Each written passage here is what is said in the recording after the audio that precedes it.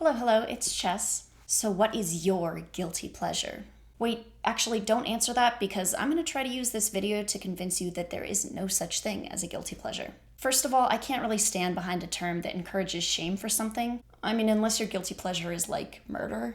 But I mean, if we genuinely enjoy something, food, TV, an activity, why should we be ashamed for it? Most things are actually really good for us when enjoyed in moderation. A New York Times article wrote, "When we rest, we think we're supposed to use that time productively with problem solving. While that may be good for survival, it's not very good for happiness." Sometimes allowing ourselves a break from our strict healthy eating or intense intellectual stimulation can actually force us into relaxation. Part of the problem is in our language and communication surrounding indulgence. We act ashamed or say we only do it once in a blue moon and just express total embarrassment in our partaking. We assume that if people knew that we actually enjoyed a thing, then it might reflect negatively on us. But when we refer to something we feel genuinely guilty about, we're typically talking about remorse of some action that we want to change. But why should we be trying to limit the things that bring us pleasure in a world where genuine pleasure is so few and far between?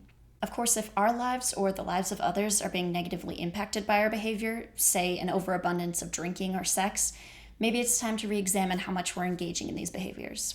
But if it causes no harm to either you or anyone else, then where should the embarrassment lie? Some people walk past you and say, "Turn off that filth, it's rotting your brain," or see video games and trashy novels as time wasters for people who lack intellectual capability. But consider if you're a scholar or a student or worker who spends all day diving into complex concepts and materials. When you get home, would you rather relax with a documentary on moral philosophy or numb your mind a little bit with some hilariously unrealistic dating shows? We praise things like meditation for its ability to clear our minds and soothe our bodies, but sometimes completely empty media can do the exact same thing.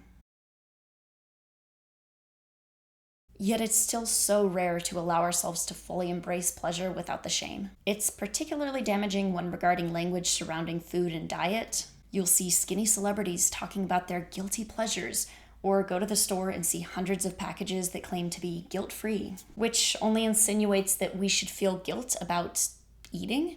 And for anyone who's tried a severe diet or battled an eating disorder, you know that perpetuating guilt around food only serves to stigmatize it even more, not to heal your relationship with it. And I have a ton more to say about food and body relationships and guilt, but I will save that for another day. So enough with this so-called guilty pleasure.